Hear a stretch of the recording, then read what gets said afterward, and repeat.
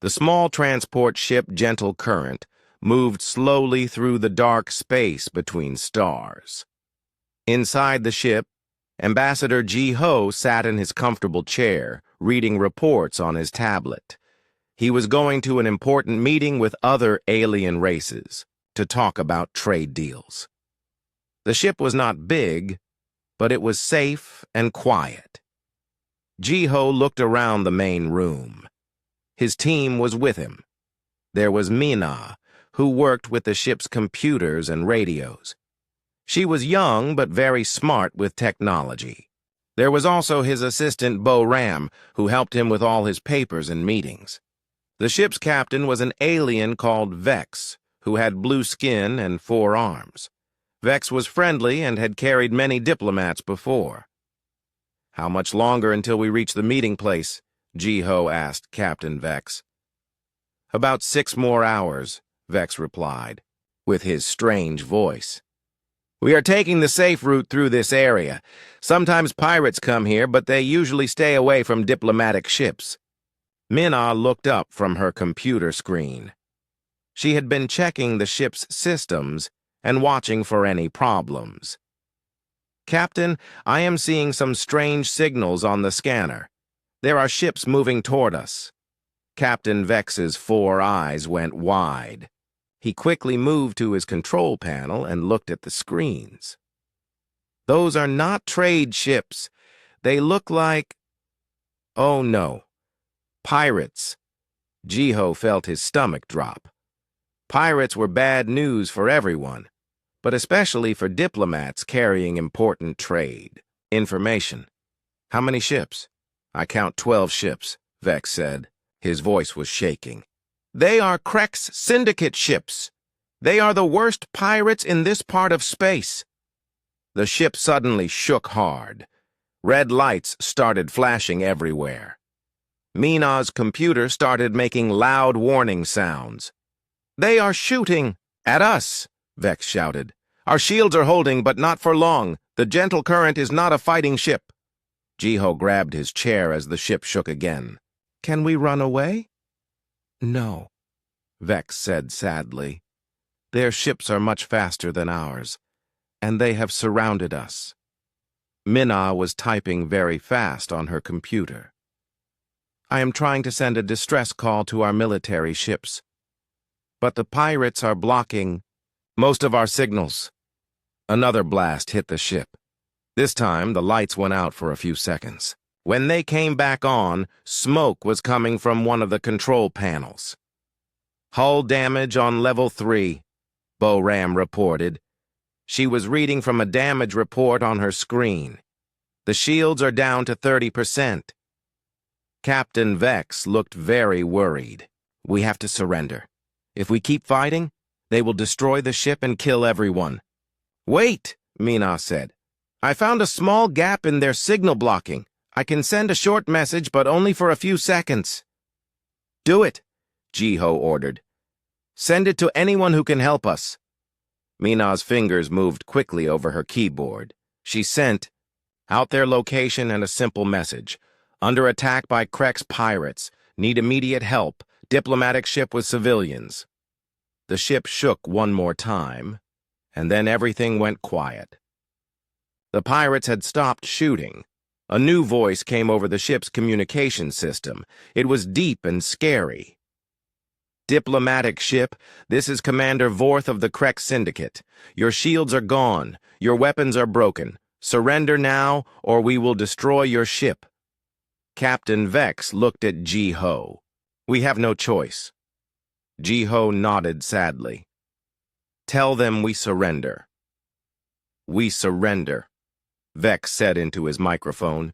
"Please do not hurt the civilians on board." "Smart choice," Commander Vorth laughed. "Prepare to be boarded. Any resistance and you. We'll all die." Far away in space, a human ship called the Iron Wolf was on patrol. Captain Dongsu was drinking coffee and reading reports when his communication officer called out. "Captain, we are getting a distress signal." Dongsu put down his coffee. "What kind of distress signal?" "It's weak and broken, but it says something about pirates attacking a diplomatic ship with civilians. The location is in Sector 7G. Dong-Su knew that area well. It was supposed to be peaceful space, but lately there had been more pirate attacks. Are there any other ships closer to help them? No, sir. We are the closest ship, but we are still 2 hours away at maximum speed. Dong-Su thought for a moment. The Iron Wolf was just a patrol ship with 30 crew members. But if civilians were in danger, he had to try to help. Set course for Sector 7G, maximum speed, and send a message to Admiral Su Jin at Battle Station 5. Tell her we have a situation. The Iron Wolf turned and started moving very fast toward the distress signal. Dong-Su hoped they would not be too late. Meanwhile, on the gentle current, pirate soldiers were coming aboard. They were ugly creatures with gray skin and big teeth.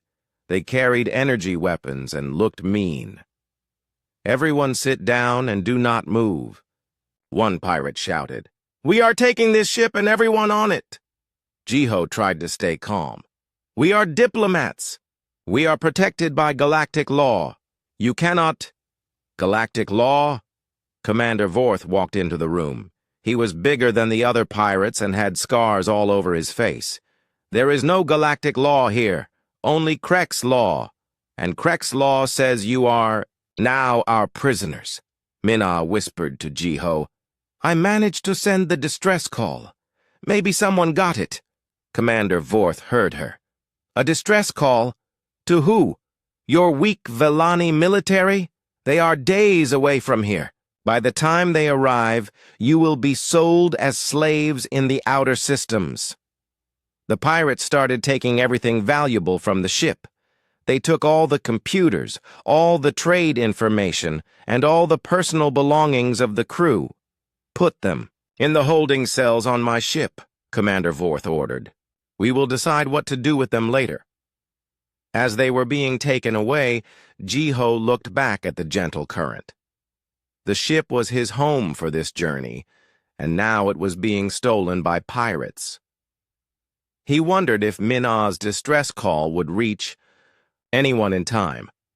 On the human ship Iron Wolf, Captain Dong-Su was getting more information about the situation.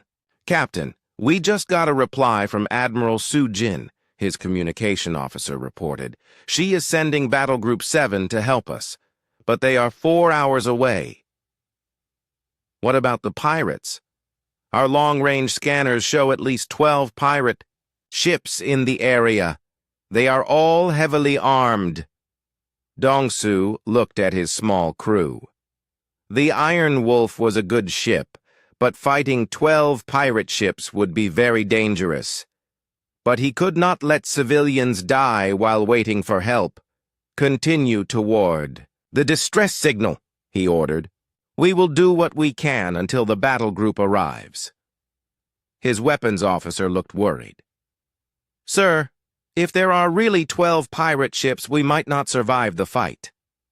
Dong-Su smiled grimly. "Then we better make sure our sacrifice counts for something. Prepare all weapons, and send another message to Admiral Su Jin. Tell her this is now a rescue operation for captured civilians." The Iron Wolf continued racing through space toward an uncertain battle. Captain Dong-Su knew the odds were against them, but he also knew that humans never abandoned innocent people in danger, even if it meant facing impossible odds. Behind them, more human ships were already moving to help. Admiral Su Jin had not just sent Battle Group 7, she had declared this a full military operation. The pirates had made a big mistake when they attacked that diplomatic ship. They just did not know it yet. Commander Vorth walked through his ship with a big smile on his face. The pirate flagship Bloodfang was old but powerful. It had thick armor and many weapons. Vorth felt very proud of his successful attack on the diplomatic ship. He went to the holding cells where the prisoners were kept. Jiho and his team sat on metal benches inside a small room with energy bars blocking the door. They looked scared and tired. "Well, well," Vorth said in his rough voice. "How are my valuable prisoners doing?" Jiho stood up and tried to look brave. "Commander, you are making a big mistake. We are protected diplomats. Our government will pay well for our safe return." Vorth laughed loudly. "Your government? The weak Villani Republic? They do not have enough ships to fight us, and they do not have enough money to buy you back." Bo-Ram spoke quietly to Jiho. "Sir, maybe we should tell him about our trade agreements. Some of them are worth a lot of money." "I can hear you," Vorth said. "Yes, tell me about these trade agreements. Maybe they will make you worth more money when I sell you." Minna was sitting in the corner, trying to stay quiet. She was secretly listening to the pirates talk outside the cell. Her computer knowledge helped her understand some of their technical words. "The trade routes to the Centauri system," Jiho said carefully. "Those routes carry millions of credits worth of goods every month. The information is in our ship's computers." Vorth's eyes got bright with greed. "Millions of credits? And you know how to access these routes?" "Yes, but only if we are returned safely to our government." "Or," Vorth said with an evil smile, "I could just take the information from your computers and sell you anyway." He walked away, leaving the prisoners alone. Minna quickly moved closer to Jiho and Bo-Ram. "I heard the pirates talking," she whispered.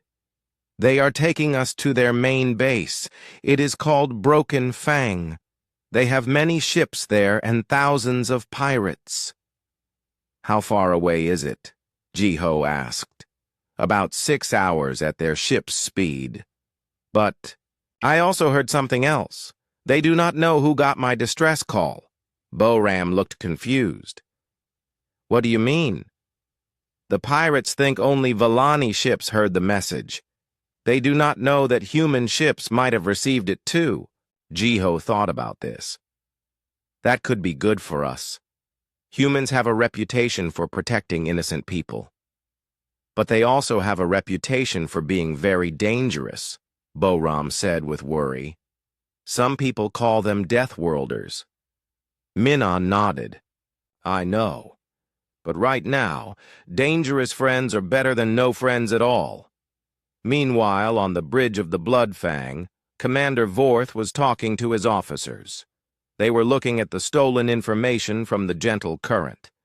"Sir," one officer said, "these trade routes are even more valuable than the prisoners claimed. We could make enough money to buy our own planet." "Good," Vorth said. "Send a message to Lord Krathos. Tell him we have a big prize." The communication screen lit up with the image of Lord Krathos. He was the leader of the Krek Syndicate, and even more scary than Vorth. His face was covered with scars and metal implants. "Vorth," Krathos said in a cold voice, "I hope you have good news for me." "Very good news, my lord. We captured a Villani diplomatic ship with valuable prisoners and trade route information. The routes are worth millions of credits." "Excellent. How long until you reach Broken Fang?" 5 hours, my lord. The prisoners are secured and the information is being copied to our systems." "Any problems with the capture?"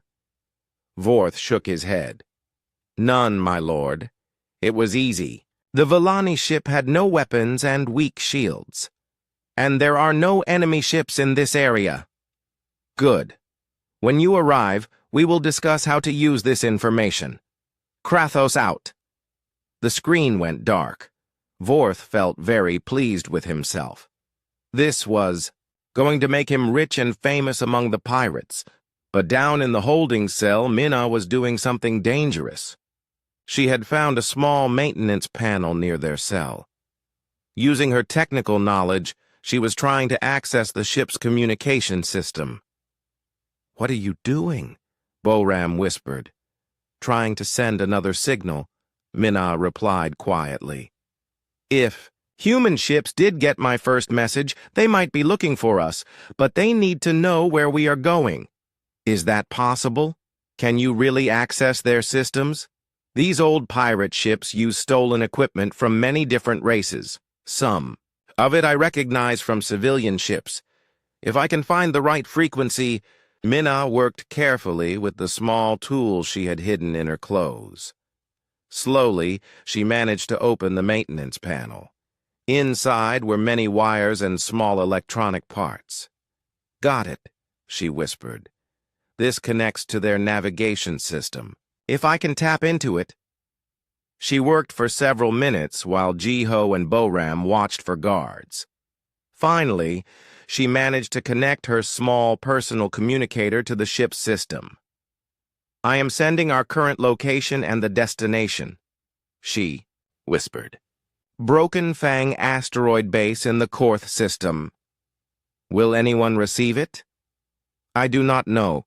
The signal is very weak, but if someone is looking for us, this might help them find us." What Minna did not know was that her signal was received by the human ship Iron Wolf. Captain Dongsu was studying the new information when his communication officer called out. "Captain, we just got another weak signal from the prisoners. They are being taken to something called Broken Fang in the Korth system." Dongsu looked at his star charts. The Korth system is deep in pirate territory. If they reach that base, it will be much harder to rescue them. "Orders, sir?" "Continue our course, but send an updated report to Admiral Su Jin. Tell her the prisoners are being taken to a major pirate base. This is bigger than just one ship full of pirates." "Yes, sir." As the Iron Wolf continued racing through space, Admiral Su Jin was reading the reports at Battle Station 5. She was a smart and experienced officer who had fought many battles. "A pirate base," she said to herself. "This is not just a rescue mission anymore." She called her staff officers to a meeting. "The situation has changed. The pirates are taking our civilians to their main base. That means we are dealing with the entire Krex syndicate, not just one ship." "How many ships do we think they have at this base?" one officer asked. "Intelligence reports suggest at least 50 combat ships, maybe more, plus thousands of pirates and heavy defensive weapons. Battle Group 7 has 60 ships. That should be enough." Admiral Su Jin thought carefully. "Maybe. But if we are going to attack a major pirate base to rescue civilians, I want to be sure we win. Send a message to Fleet Admiral Tae Hyun. Request permission to call in additional battle groups." "Ma'am, that would mean over 200 ships for a rescue mission." "Better too many ships than too few," Su Jin replied firmly. "These pirates have been attacking innocent people for too long. It is time to send them a message they will never forget." Back on the Bloodfang, Commander, Vorth was feeling very confident. He did not know that human warships were already moving toward him. He thought his only worry was weak Villani patrol ships that were days away. "Sir," his navigation officer reported, "we will reach Broken Fang in 3 hours." "Excellent. Once we are at the base, these prisoners will make us rich. And with the trade route information, the Krex Syndicate will control this entire sector." Vorth looked at the stars through his ship's window. He had no idea that somewhere out there, the most dangerous military force in the galaxy was preparing to teach him what happened when you threatened innocent civilians. The Krex Syndicate was about to learn why humans were called Deathworlders. Fleet Admiral Tae Hyun sat in his office on Luna Base, looking at reports from across human space. The base was built inside the moon itself, with thousands of rooms and corridors carved into the rock. It was the main command center for all human military forces. His assistant, intelligence officer Hee-Won, knocked on his door and entered with a serious look on her face. Admiral, we have received an urgent request from Admiral Su Jin at Battle Station 5. She needs additional ships for a rescue operation. Tae-hyun put down his coffee and looked at the report. A rescue operation? How many civilians are we talking about? A diplomatic ship with about 10 people, sir. But the situation is more complicated than that. HFY activated the large screen on the wall. It showed a star map with the location of the attack and the pirate base. The civilians were captured by the Krek Syndicate and are being taken to their main base at Broken Fang. Admiral Su Jin believes this is a chance to deal with a major pirate problem. Tae-hyun studied the map carefully. He was an old soldier who had fought in many wars. He knew that sometimes small situations could become big problems if not handled correctly. Tell me about this Krek Syndicate. HFY pressed some buttons and new information appeared on the screen. They have been operating in this sector for about 5 years. Intelligence estimates they have 50 to 70 combat ships and control several asteroid bases. What kind of attacks have they been making? Mostly raids on civilian shipping. But in the past month, things have gotten worse. HFY showed him a list of attacks. 17 civilian ships attacked in 30 days. Over 200 people killed or captured. Tae-hyun's face got hard. 200 people? Yes, sir. Merchants, diplomats, even some medical ships carrying supplies to colonies. The local governments are too weak to stop them. The admiral stood up and walked to the large window that looked out at Earth. The blue planet hung in space like a beautiful jewel. But Tae-hyun knew that beautiful planet had created the toughest fighters in the galaxy. HFY, what do the other alien races know about human military doctrine? Not much, sir. Most of them think we fight the same way they do. Small battles with similar numbers of ships. And they do not understand our philosophy about protecting civilians? No, sir. Most alien races accept that some civilians will die in pirate attacks. They see it as a cost of doing business in space. Tae-hyun turned back to his desk. But we do not see it that way, do we? No, sir. Human doctrine is clear. Any attack on civilians under our protection requires a complete response. The Admiral thought about this for a moment.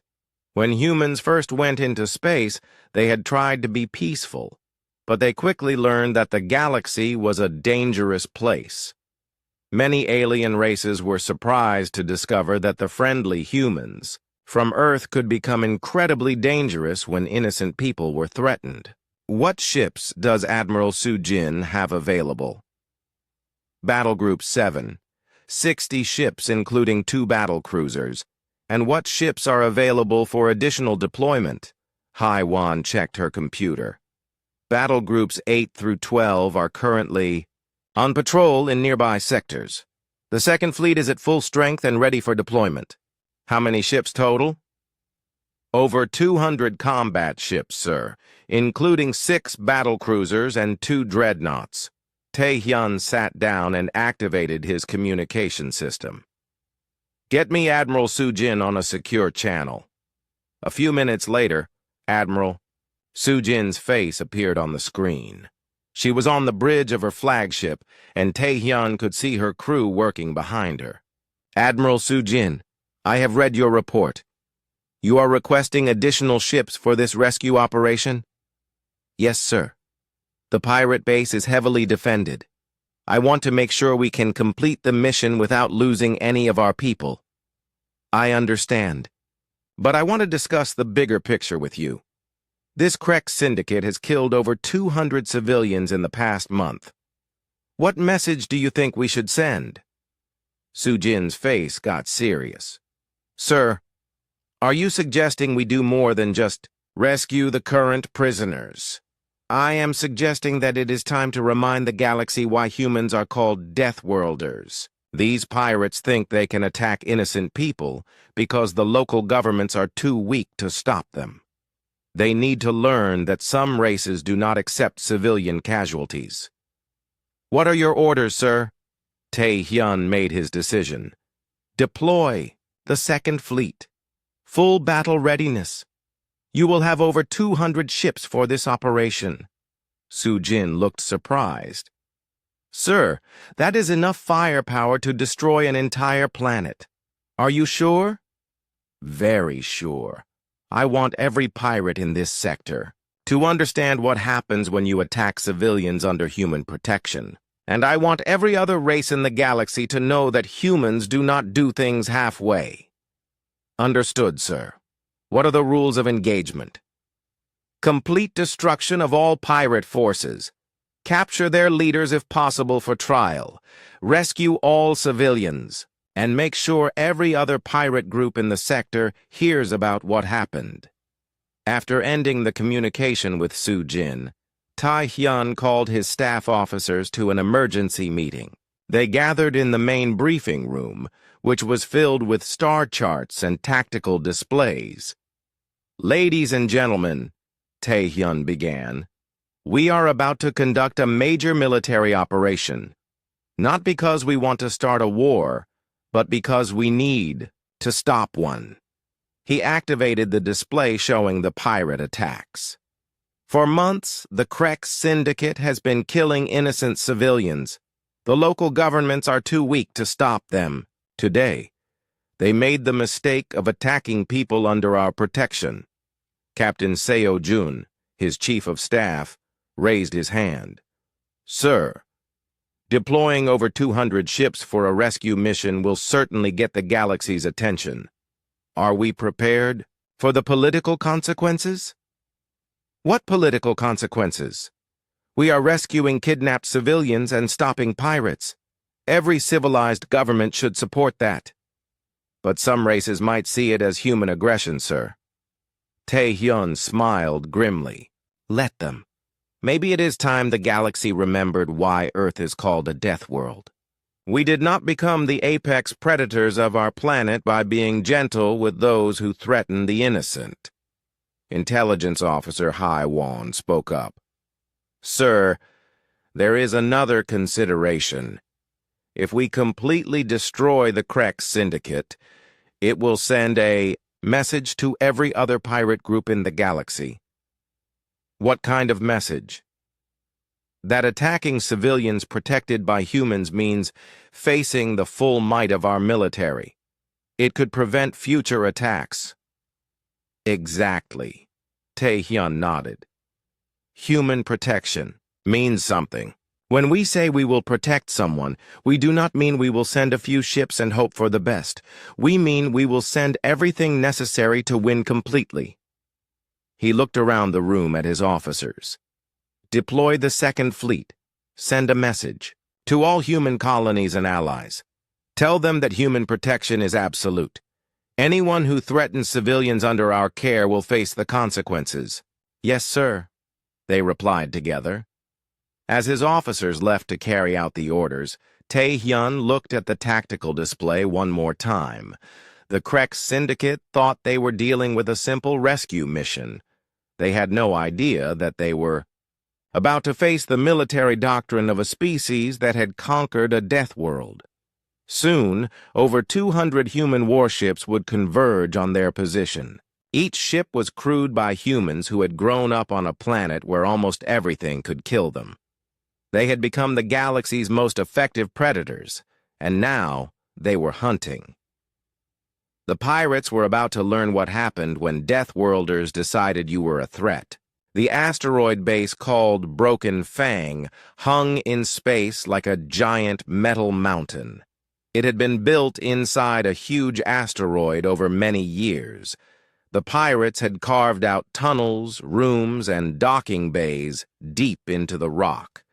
From the outside, it looked like a natural asteroid, but inside it was a fortress. Commander Vorth's ship Bloodfang approached the base slowly. Around them, many other pirate ships were moving in and out of the hidden docking bays.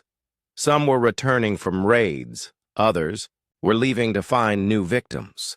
Home sweet home, Vorth said to his crew. He was feeling very proud of his successful mission. The prisoners and the trade route information would make him rich and famous among the pirates. The Bloodfang entered one of the large docking bays. The bay was huge, carved deep into the asteroid. It could hold 20 ships at the same time. Mechanical arms reached out to grab the ship and pull it into position. "Sir," his communication officer reported, "Lord Krathos wants to see you immediately. He is waiting in the main command center." Vorth smiled. "Excellent. Have the prisoners moved to the holding cells in Section 7. Make sure they are guarded well, and start copying all the information from their ship's computers." "What about the ship itself, sir?" "Strip it for parts, everything valuable. Then, scrap what is left." Vorth left his ship and walked through the corridors of Broken Fang. The base was busy with activity. Pirates from many different races worked together, fixing ships, counting stolen goods, and planning new attacks. The command center was at the heart of the base. It was a large room with many screens showing information about ships, trade routes, and potential targets. Lord Krathos sat in a big chair at the center of it all. Krathos was huge, even bigger than Vorth. His body was covered with scars from many battles. Metal implants replaced parts of his face that had been damaged in fights. His eyes glowed with artificial light. When he spoke, his voice sounded like grinding metal. "Vorth," Krathos said, "show me what you have brought me." Vorth activated one of the screens. It showed pictures of Jiho and his diplomatic team. "Villani diplomats, my lord, worth good money as prisoners. But that is not the real prize." He changed the screen to show the trade route information. "These routes carry millions of credits worth of goods every month. With this information, we can set up ambushes at the best locations." Krathos studied the information carefully. His metal fingers tapped on his chair as he thought. "This is very good, Vorth. Very good indeed. With these routes, we can expand our operations across the entire sector." "Thank you, my lord. I also captured their ship intact. It has good navigation equipment and communication systems." "And the prisoners? Are they secure?" "Yes, my lord. They are in the high-security cells. They cannot escape." Krathos smiled, which was a scary sight with his metal teeth. "Excellent work. This calls for a celebration. Tonight we will feast and plan our new operations." While the pirates were celebrating, Jiho and his team were locked in small metal cells deep inside the asteroid. The cells were cold and uncomfortable. Each cell was just big enough for one person to lie down. Mina was in the cell next to Jiho. She was trying to stay calm, but it was hard. Through the small window in her cell door, she could see pirate guards walking back and forth. "Ambassador," she whispered through the wall. "Can you hear me?" "Yes," Jiho replied quietly. "Are you hurt?" "No, I am okay. But I am worried about what they plan to do with us." "Stay strong. Someone must have received your distress signal. Help will come." In another cell, Boram was listening to the guards talk. She had learned some of the pirate language during her work as a diplomatic assistant. What she heard was, "Not good. They are talking about selling us," she whispered to the others. "But they want to wait until they have used all our information first." "How long will that take?" Jiho asked. "I do not know.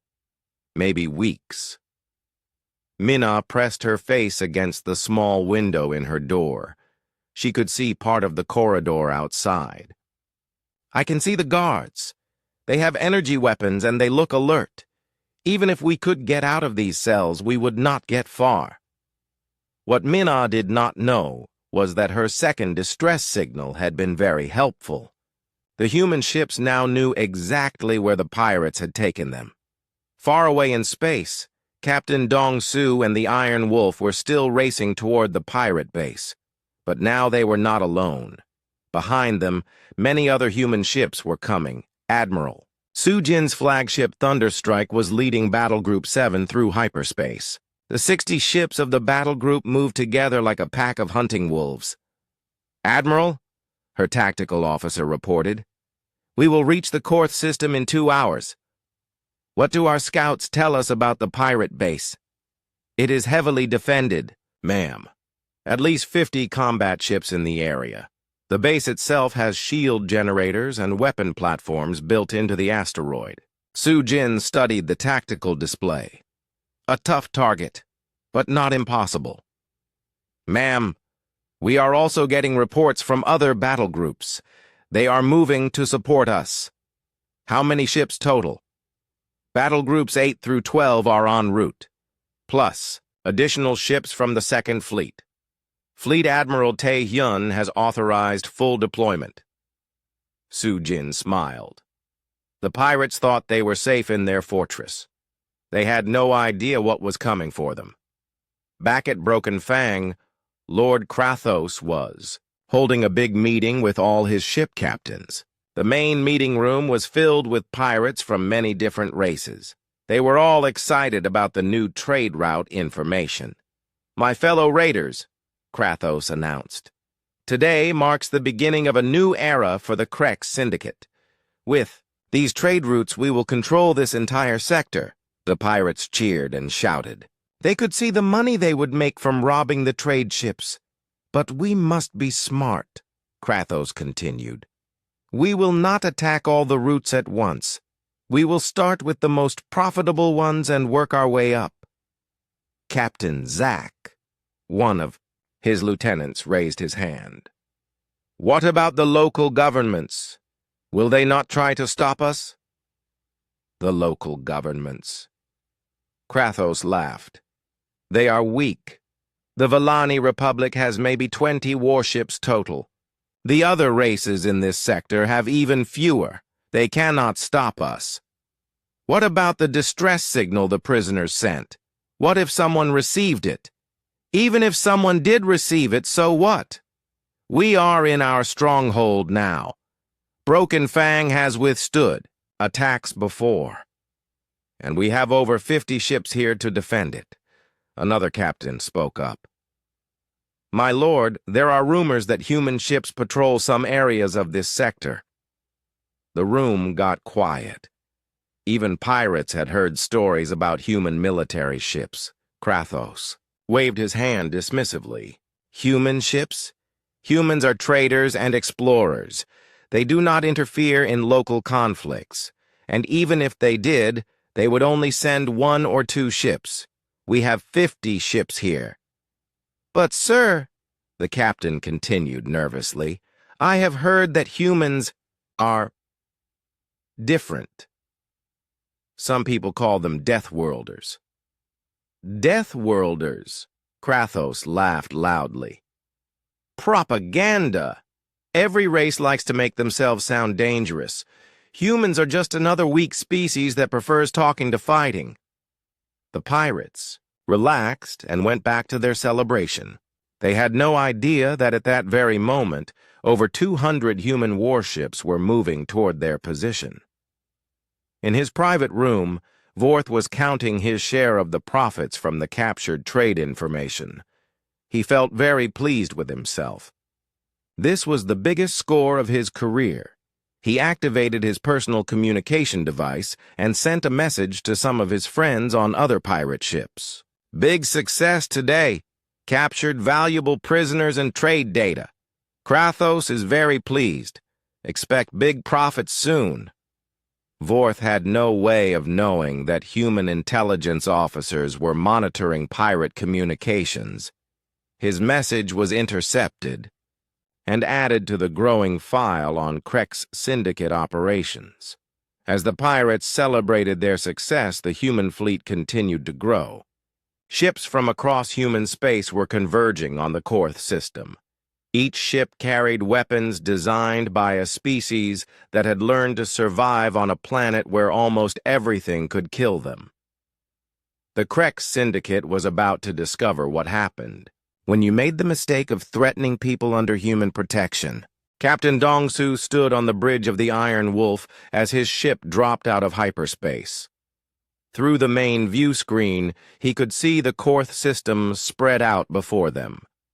3 small planets orbited a red sun, and somewhere among the asteroids was the pirate base called Broken Fang. "Tactical report," Dongsu ordered.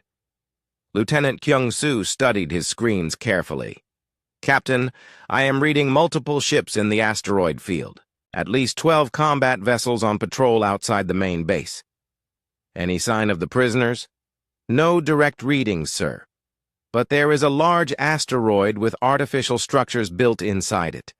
That must be their base." Dongsu nodded. The Iron Wolf was just one ship with 30 crew members.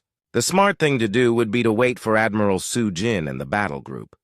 But every minute they waited, the prisoners were in more danger. "Sir," his communication officer called out, "we are being scanned by the pirate ships. They have detected us." On the pirate patrol ship Razorclaw, Captain Mock was looking at his sensors with confusion. "What kind of ship is that? I do not recognize the design." His first officer studied the readings. "It appears to be a patrol vessel, about the size of our ships, but the energy readings are strange." "Only one ship? Are they lost?" "I do not know." "Captain, should we report it to Commander Vorth?" Captain Mock thought for a moment. "No. One lost patrol ship is not worth bothering the commander. Send 6 fighters to investigate. If they do not surrender immediately, destroy them." The fighters launched from the patrol ships. They were small, fast attack craft with energy weapons and missiles. 12 fighters total moved toward the Iron Wolf. "Captain," Lieutenant Kyung-soo reported, 12 enemy fighters approaching. They are armed with energy weapons and appear to be in attack formation." Dongsu looked at his crew. They were all young but well-trained.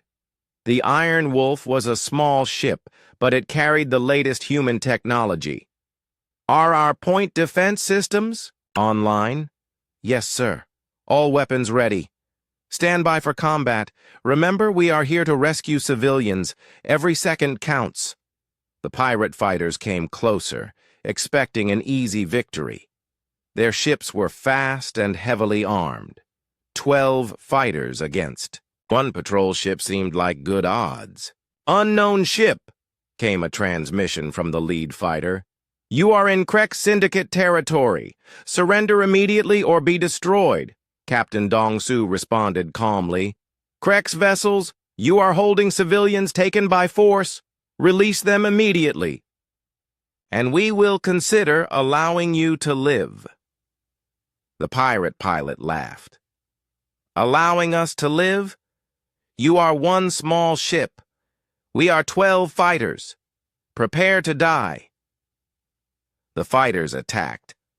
What happened next shocked every pirate who was watching. The human.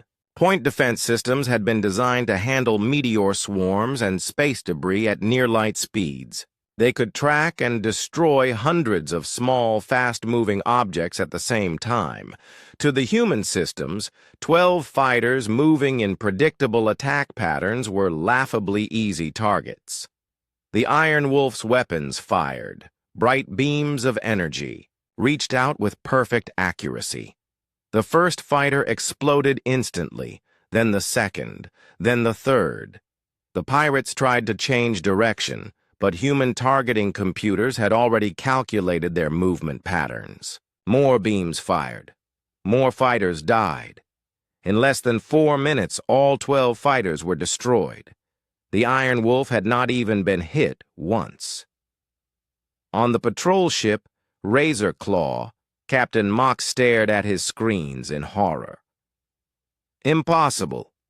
12 fighters. Destroyed in 4 minutes. What kind of weapons does that ship have? Captain, his sensor officer said with a shaking voice. The energy readings from that ship, they are much higher than anything I have ever seen. Contact Commander Vorth immediately. Tell him we have a problem. Back on the Iron Wolf, Captain Dong-Su was studying the tactical situation. Report on enemy forces? Sir, we destroyed all attacking fighters with no damage to our ship. The patrol ships are maintaining their distance. Good. Send a message to the pirates. Tell them they have one chance to release the prisoners. The communication went out to all the pirate ships in the area. Krek's forces, this is Captain Dong-Su of the Human Federation ship Iron Wolf. You are holding civilians taken by force from a vessel under human protection. Release them immediately and surrender or be destroyed. At Broken Fang, Commander Vorth received the message while he was eating dinner with Lord Krathos. The dining hall was large and filled with celebrating pirates. Human Federation? Vorth said with surprise. I thought only Vallani ships might come looking for the prisoners. Krathos put down his drink.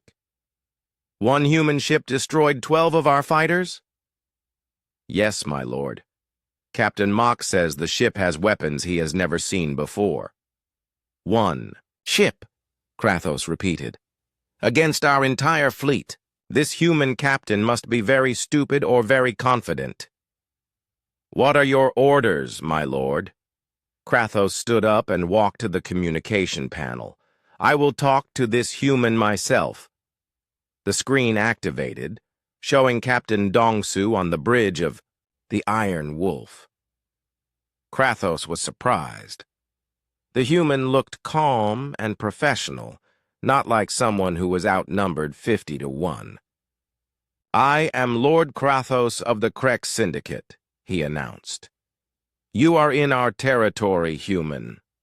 Leave now or join your fighters in death. Lord Krathos, Dong-Su replied politely, I believe there has been a misunderstanding. Those were your fighters. That were destroyed, not mine. And this is not your territory. This is space under human protection. Human protection?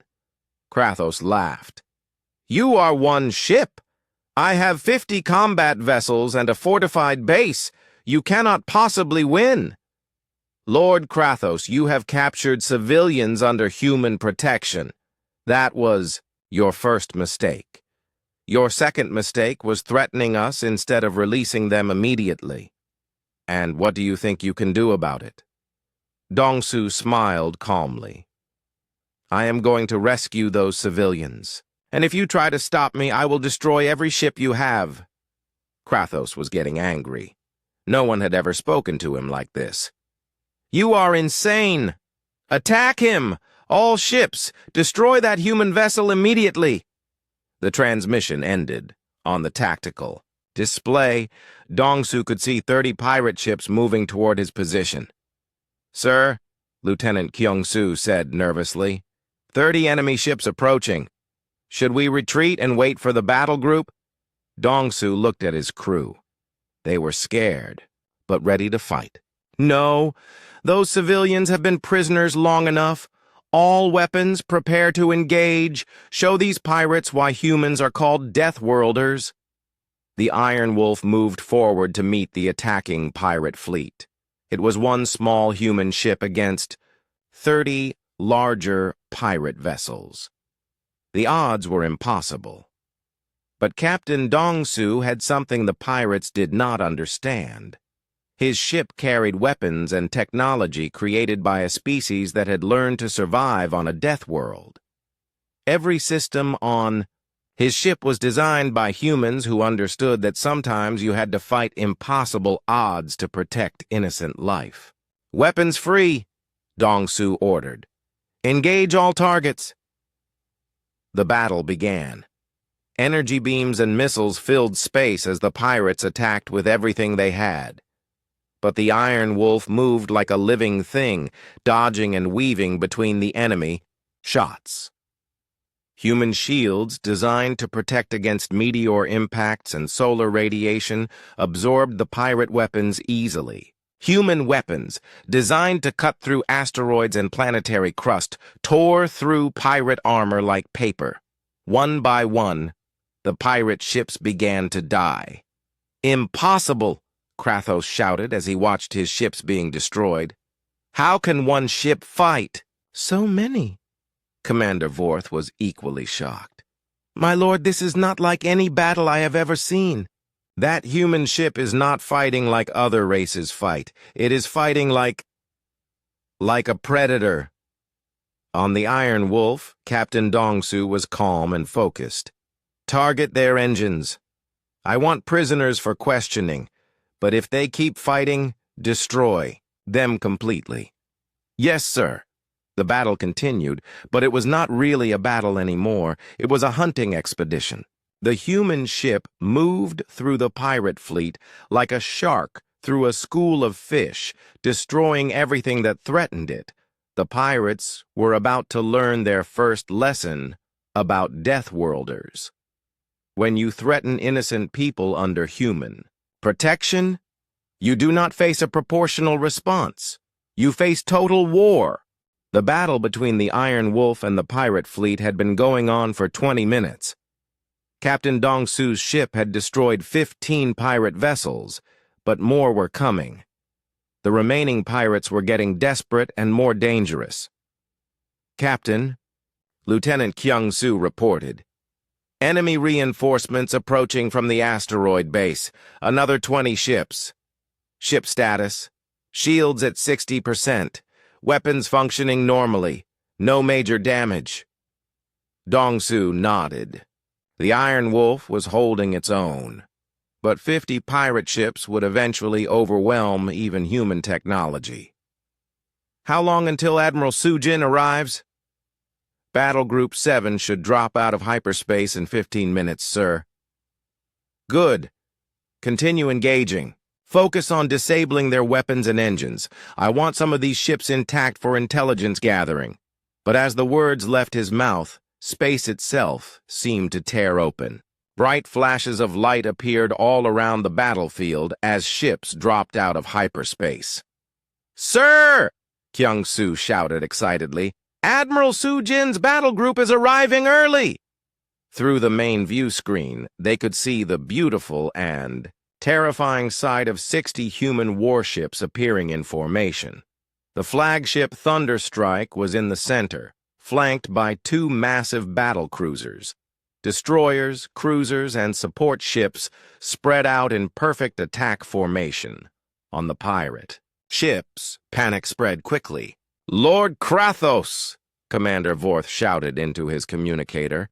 60 more human ships just arrived. We are completely outnumbered." At Broken Fang, Lord Krathos stared at his tactical displays in disbelief. The screens showed a perfectly organized fleet of human warships. Each ship was larger and more powerful than anything in his fleet. 60 ships, he whispered. They sent 60 ships to rescue a few prisoners? His tactical officer was studying the energy readings from the human fleet. "My lord, the power signatures from those ships. Our entire fleet combined does not have as much firepower as just one of their battle cruisers." "That is impossible." "My lord, I am reading the signatures correctly. Those ships are designed for planetary assault operations. They could destroy entire worlds." Krathos felt fear for the first time in many years. He had built the Krex Syndicate by being smarter and more ruthless than his enemies. But this was something he had never faced before. On the bridge of the Thunder Strike, Admiral Sujin was reviewing the battle situation. Her tactical display showed the Iron Wolf surrounded by pirate ships, with more pirates streaming out from the asteroid base. "Admiral," her tactical officer reported, "Captain Dongsu has destroyed 15 enemy ships with no major damage to his vessel. The remaining pirates appear to be retreating toward their base." Impressive. Send a message to Captain Dongsu. Tell him he has done excellent work. Yes, ma'am. Admiral, what are your orders for the battle group? Su Jin studied the tactical situation. The pirate base was heavily defended, and there were still over 30 enemy ships in the area. Form attack formation. Prepare to assault the asteroid base. But first, let us give the pirates one chance to surrender. She activated the fleet-wide communication system. Krex Syndicate Forces. This is Admiral Su Jin of the Human Federation Navy. You are completely surrounded and outnumbered. Release all prisoners immediately and surrender unconditionally. You have 5 minutes to comply. The message went out to every pirate ship and to the base itself. In the command center of Broken Fang, Lord Krathos and his officers listened in stunned silence. Surrender? Commander Vorth said quietly. My lord, perhaps we should consider— Never! Krathos roared. I am Lord Krathos. I do not surrender. To anyone! But even as he spoke, he could see his own crew looking at each other nervously. 60 human warships was more firepower than most planetary governments possessed. My lord, his chief engineer said carefully, our base defenses are strong, but those human ships, I do not think we can fight them all. Then we will use the prisoners as hostages, Krathos decided. Send a message to the humans. Tell them if they attack, we will kill all the civilians. But before the message could be sent, space lit up again. More ships were dropping out of hyperspace. Not dozens this time, but hundreds. Fleet Admiral Tae Hyun had arrived with the Second Fleet. The tactical displays at Broken Fang went crazy as sensors tried to count the new arrivals. Battleships, dreadnoughts, cruisers, destroyers, support ships, and carriers filled space in every direction. How many? Krathos whispered. I count over 200 ships, my lord. It is the entire human Second Fleet. Krathos sank into his command chair. 200 human warships. The combined firepower could destroy star systems. On the bridge of his flagship Absolute Zero, Fleet Admiral Tae Hyun was reviewing the situation with calm professionalism. Admiral Su Jin, report on the civilian prisoners. Sir, they are being held inside the asteroid base. The base has shield generators and defensive weapons, but nothing that could stop our fleet. Enemy force strength? Approximately 50 combat ships total, sir. Most are old designs with limited weaponry. The base appears to be their main defensive position. Tae Hyun looked at the tactical display. The human fleet had formed a perfect sphere around the asteroid base. Every approach was covered. Nothing could escape. Very well. Send a message to the pirate commander. Tell him he has 30 seconds to release the prisoners and surrender. The message was broadcast on all frequencies. Lord Krathos of the Krex, Syndicate. This is Fleet Admiral Tae Hyun of the Human Federation Navy. You are surrounded by the Second Fleet of the Human Space Force. You have 30 seconds to release all prisoners and surrender unconditionally. After that time expires, we will demonstrate why Earth is called a death world. Inside his cell, Jiho heard the announcement over the base's communication system. He looked at Minna through the small window in his cell door. Did you hear that? He whispered. The human fleet is here. How many ships did they send? Minna asked. The message said the Second Fleet. That has to be hundreds of ships. Boram was listening from her cell. They sent an entire fleet to rescue us? Why would they do that? Because, Jiho replied, humans do not abandon innocent people. I have heard stories about them. When they say they will protect someone, they mean it completely. In the command center, Lord Krathos was staring at the countdown timer on his Screen. 20 seconds left. His officers were all looking at him, waiting for orders. "My lord," Commander Vorth said urgently, "we have to surrender. We cannot fight the entire human fleet. If we surrender, they will put us on trial for piracy. We will spend the rest of our lives in prison. If we do not surrender, we will be dead in the next few minutes. 15 seconds. My lord, please," his tactical officer begged. "Give the order to surrender." 10 seconds. Kratos looked around at his crew. These were hard pirates who had followed him for years, but now they were all terrified, and he understood why. 5 seconds. Kratos started to speak. 4 seconds. 3 seconds. "Surrender!" Kratos shouted. "Tell the humans we surrender!" But the transmission came 1 second too late. Fleet Admiral Tae Hyun's voice came over the communication system, calm and final. "Time expired. All ships, weapons free. Show them what happens when you threaten innocents under human protection." The demonstration was about to begin. When Fleet Admiral Tae Hyun gave the order, "Weapons free," the space around Broken Fang turned into a light show that could be seen from nearby star systems. But this was not the wild, destructive battle that the pirates expected. This was something much more terrifying. It was precise, controlled, and absolutely unstoppable. "Target all weapon systems on the pirate ships," Admiral Su Jin ordered her battle group. "Disable but do not destroy. We want prisoners for questioning.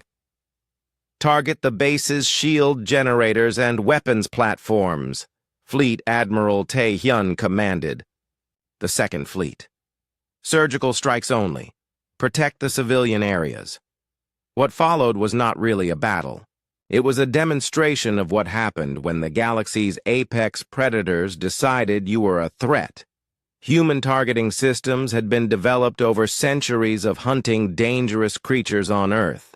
Every human ship carried computers that could track a single bird flying through a hurricane or a fish swimming through a school of thousands.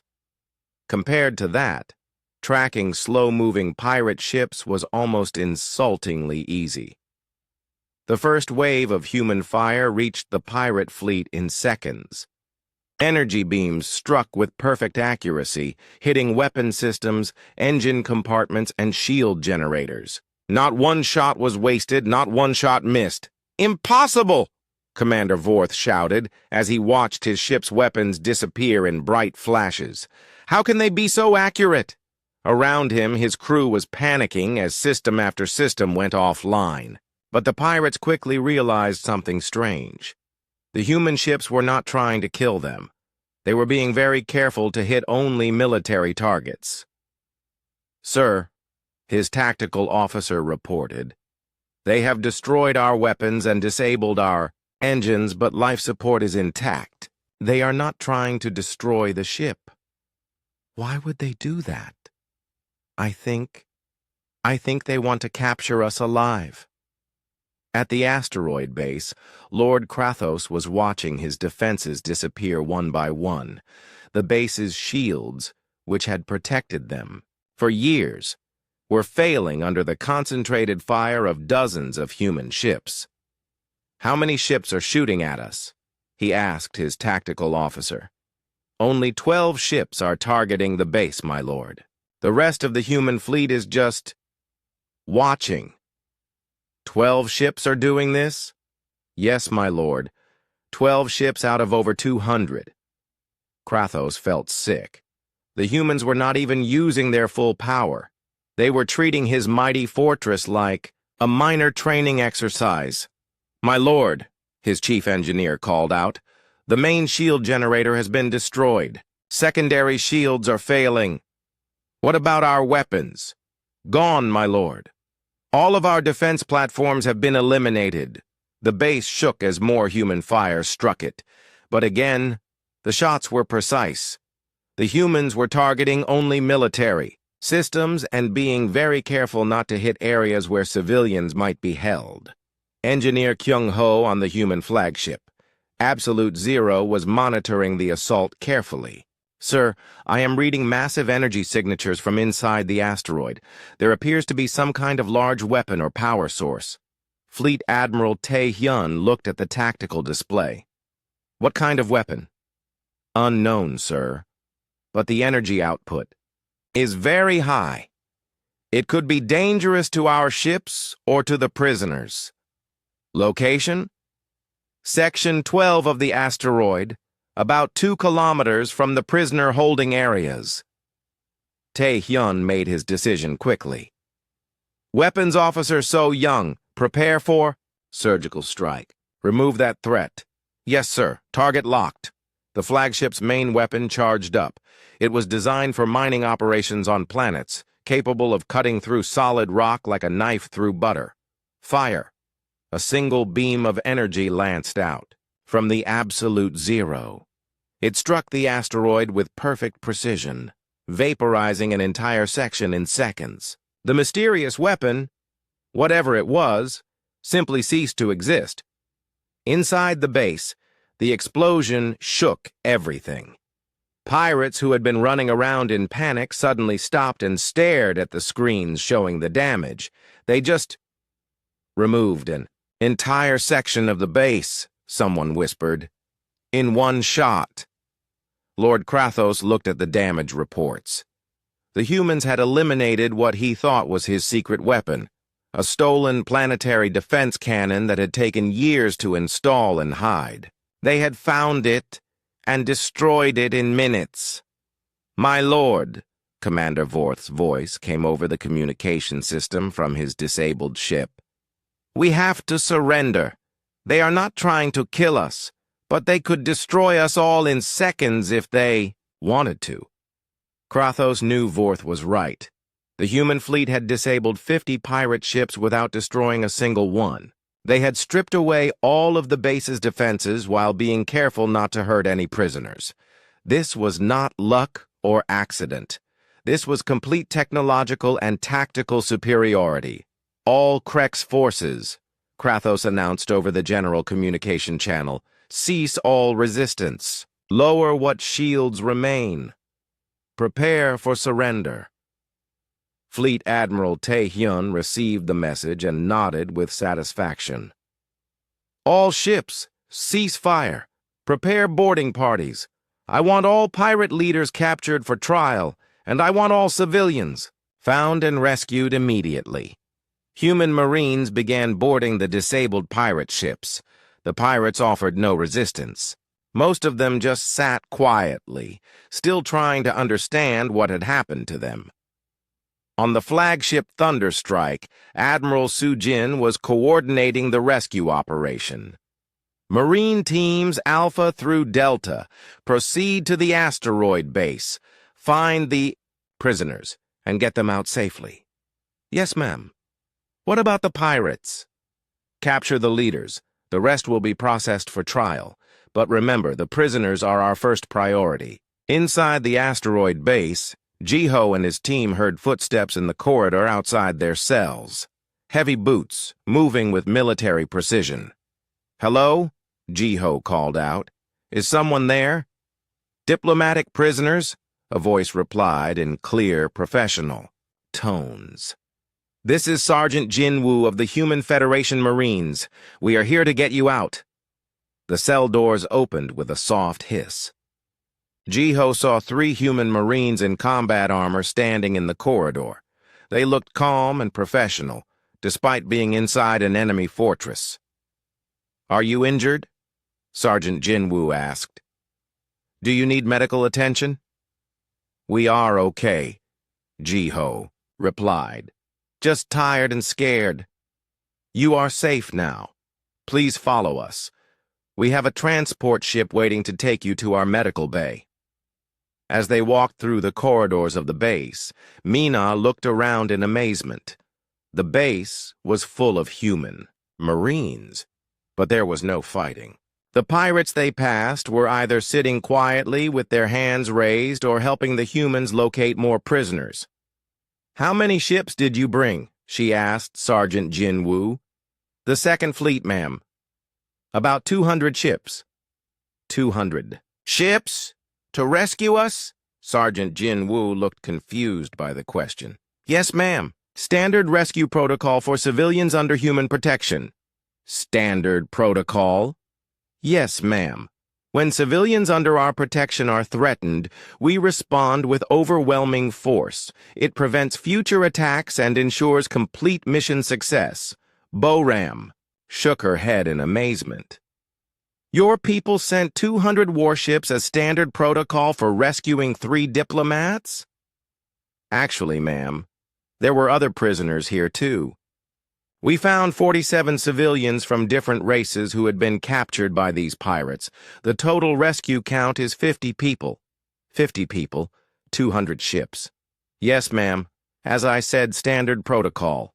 As they reached the transport ship, that would take them to safety. Ji-Ho looked back at the asteroid base. Human Marines were everywhere, working efficiently to secure the facility and process the prisoners. Sergeant, he said, what will happen to the pirates? They will be tried for their crimes, sir. Piracy, kidnapping, murder. The evidence against them is quite clear. And their ships? Those will be destroyed or converted for civilian use. The Krex Syndicate no longer exists as of today. Mina looked at the hundreds of human ships visible through the transport's windows. Is this really how humans always respond to threats against civilians? Sergeant Jin Woo nodded. Always, ma'am. When humans say we will protect someone, we mean it absolutely. There are no acceptable losses when innocent lives are at stake. As their transport ship carried them to safety, the rescued civilians began to understand something important about their rescuers. Humans did not fight proportional battles. They fought to win completely, every time. The galaxy was about to learn that threatening people under human protection was not just dangerous, it was a death sentence. 3 days after the battle, Ambassador Ji-Ho stood in the medical bay of the human flagship Absolute Zero. The medical bay was clean, bright, and filled with the most advanced healing technology he had ever seen. Human doctors had checked every rescued civilian for injuries and trauma. Dr. He-Jin, the chief medical officer, was reviewing Ji-Ho's health report. You are in good condition, Ambassador. Some stress and minor dehydration, but nothing serious. You should be fully recovered in a day or 2. Thank you, Doctor. Your people have been very kind to us. It is our duty and our honor, sir. No civilian should have to suffer what you went through.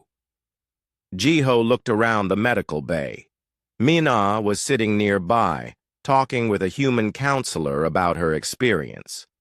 Bo-Ram was helping translate for some of the other rescued civilians, who did not speak standard galactic languages.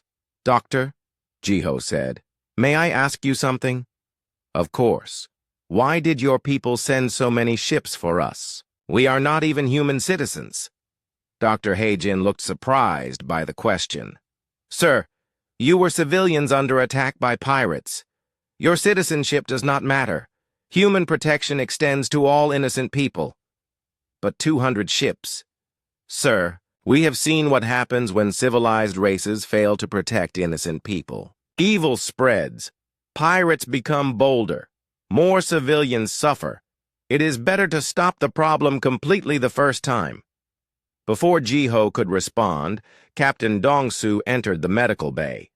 The captain of the Iron Wolf had become something of a hero among the rescued civilians. Ambassador, Dong-Su said with a smile, I hope you are feeling better. Much better, Captain. Thanks to you and your brave crew. I was just doing my job, sir.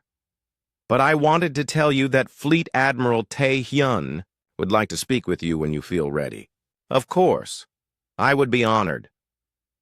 20 minutes later, Ji-Ho was escorted to the Admiral's ready room. Fleet Admiral Tae-Hyun was a tall, serious man with kind eyes.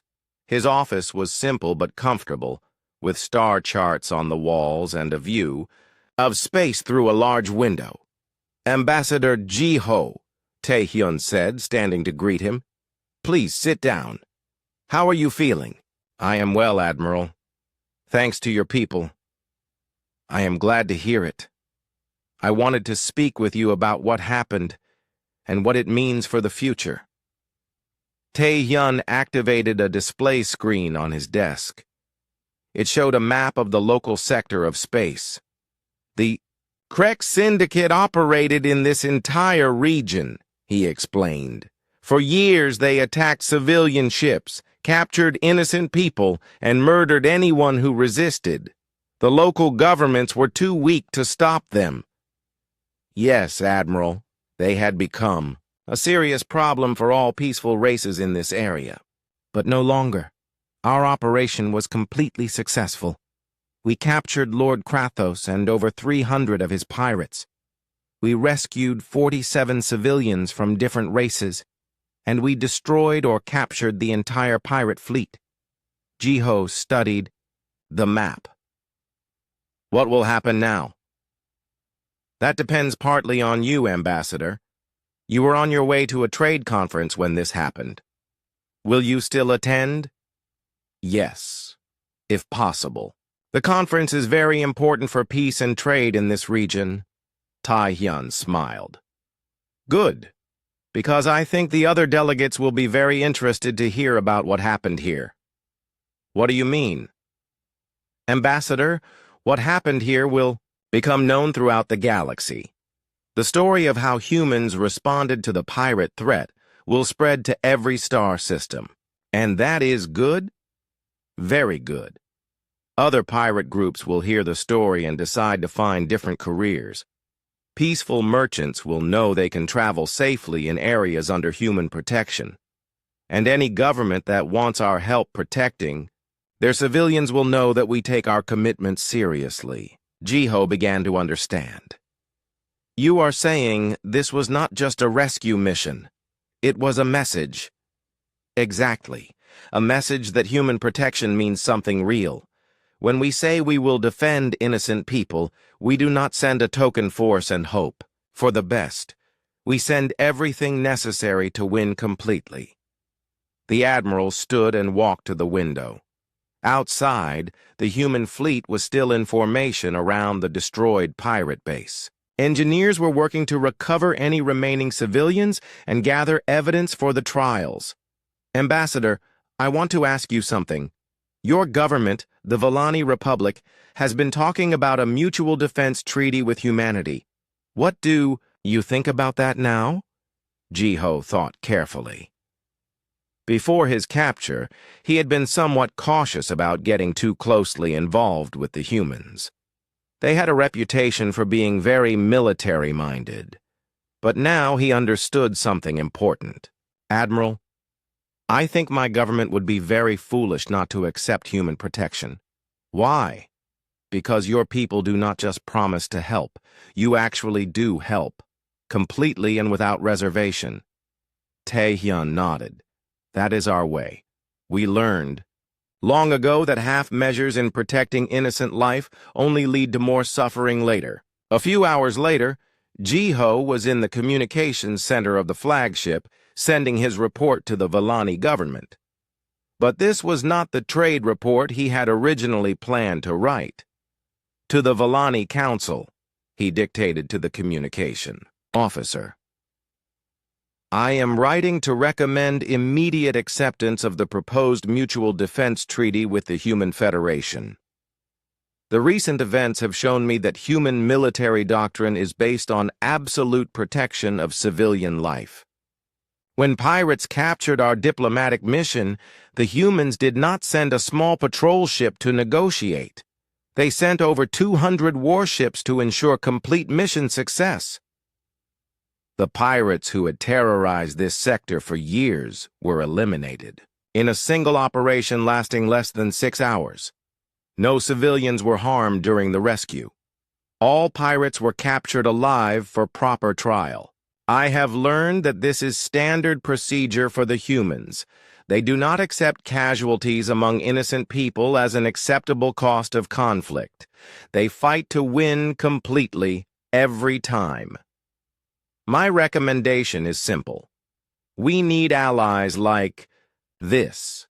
Not because we want to start wars, but because we want to end them quickly when they threaten innocent life. The galaxy has been reminded why Earth is called a death world, but more importantly, the galaxy has been reminded that sometimes the most dangerous predators make the best protectors. When the report was sent, Ji-Ho returned to the observation deck where many of the rescued civilians were gathering. They came from different races and different worlds, but they all had something in common now. They had all been saved by humans, who refused to abandon innocent people. Minna was standing near the large window, looking out at the human fleet. "It is beautiful," she said, as Ji-Ho joined her. "What is?" "All those ships, all those people who came to save us. I never imagined that anyone would send so many ships for strangers." "The humans are different from most races in the galaxy," Ji-Ho replied. "They do not think of us as strangers. They think of us as people who needed help." Bo-Ram approached them with a tablet in her hands. "Ambassador, I have been reading about human military history. Did you know that this is how they always fight?" "What do you mean?" "Total commitment. Complete victory. They do not fight small wars or limited conflicts. When they decide something is a threat, they eliminate it entirely. That is both comforting and terrifying," Minna said. Ji-Ho nodded. "Yes, but I would rather have them as allies than enemies." Across the galaxy, news of the Krek Syndicate's destruction was spreading quickly. On dozens of worlds, pirate groups were holding emergency meetings. The message was clear. Attacking civilians under human protection was not just dangerous, it was suicide. But the story was also spreading among peaceful races. The humans had demonstrated something that many governments had forgotten. When you promise to protect innocent people, you must be willing to use all your power to keep that promise. On Earth, in the halls of government, human leaders were reading reports about how other races were reacting to the operation. Some were asking for similar protection. Others were offering to help humans protect civilians in their regions. "It seems," President Kim said to his advisors, "that our reputation as deathworlders is becoming our reputation as protectors." "Is that good or bad, ma'am?" "Good," the president replied firmly. "Let the galaxy know that Earth's children do not abandon innocent people, ever." Back on the flagship, Fleet Admiral Tae-hyun was preparing for the fleet's return to human space. The mission was complete. The prisoners had been rescued. The pirates had been captured. Justice would be served. But more importantly, the galaxy had been reminded that some promises are kept absolutely. When humans said they would protect innocent life, they meant it with the full force of their Deathworld heritage. And that was a lesson the galaxy would not soon forget. 2 weeks later, Ambassador Ji-Ho stood before the Galactic Trade Council on the neutral station of Haven Port. The conference he had been traveling to attend was finally taking place, but now it had become something much more important. Representatives from over 50 different races filled the Great Assembly Hall. They had all heard the story of what happened at Broken Fang. Some looked at Ji-Ho with curiosity, others with respect, and a few with fear. "Honored delegates," Ji-Ho began his speech, "I stand before you today not just as a representative of the Vellani Republic, but as someone who has experienced firsthand what it means to have human protection." The hall was completely silent. Everyone wanted to hear about the